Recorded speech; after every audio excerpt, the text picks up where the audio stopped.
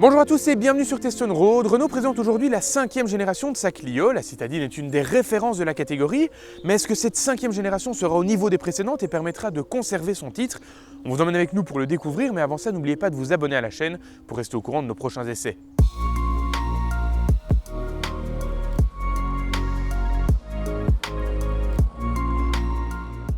Extérieurement, la Clio reprend les lignes de sa grande sœur la Mégane avec des phares similaires. Les lignes sont fluides, on retrouve vraiment une voiture dans l'air du temps et avec un design qui plaît. Contrairement à ce que l'on pourrait penser, il ne s'agit pas ici d'un restylage mais bel et bien d'un tout nouveau modèle. Mais la majeure partie des changements interviennent à l'intérieur de la voiture où on retrouve une planche de bord complètement redessinée et qui fait la part belle aux nouvelles technologies, notamment avec une instrumentation 100% digitale ou encore un écran de 9,3 pouces positionné verticalement et qui intègre la nouvelle interface inédite chez Renault. À part ça, on a une qualité perçue assez bonne même si on regrette l'utilisation de beaucoup de plastique dur. On accède toujours à l'arrière de la Clio par des poignées dissimulées dans le haut des portières. Une fois installée, l'habitabilité est correcte. On a de l'espace à la tête suffisant, même lorsqu'on mesure 1,85 m. L'espace aux jambes est lui aussi suffisant. Comme c'est toujours le cas, on sera beaucoup plus à l'aise à 2 qu'à 3, la troisième place étant vraiment destinée à un enfant. Dans le coffre, le volume de 391 litres est excellent pour la catégorie. On n'aura pratiquement jamais besoin de plus au quotidien.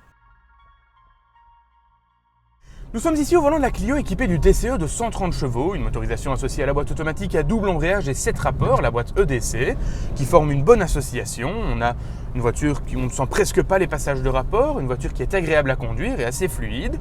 En dehors de ça, les 130 chevaux disponibles la rendraient même presque sportive, notons qu'elle est toujours disponible en diesel et en essence, même si on retrouve évidemment plus de motorisation essence que de diesel. Lorsqu'on hausse le rythme, on se rend compte de l'excellent châssis de la Clio qui offre une bonne tenue de route et qui met directement en confiance. On a une direction qui reste néanmoins assez précise.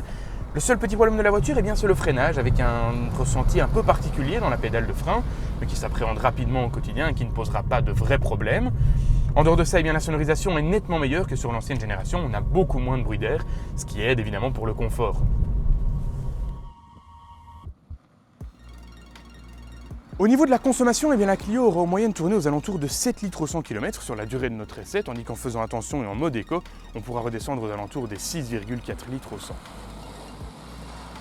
La Clio est proposée à partir de 14 875 €. Pour notre modèle d'essai en édition One est très bien équipé.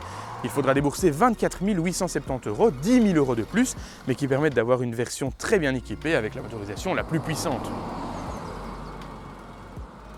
En conclusion, cette 5e génération de la Clio offre de sérieux arguments face à une concurrence de plus en plus féroce. La Clio est la voiture la plus vendue en France, et ce depuis 2011, et est un réel succès commercial à travers l'Europe. Il ne fait aucun doute que cette 5e génération devrait continuer sur le succès des précédentes.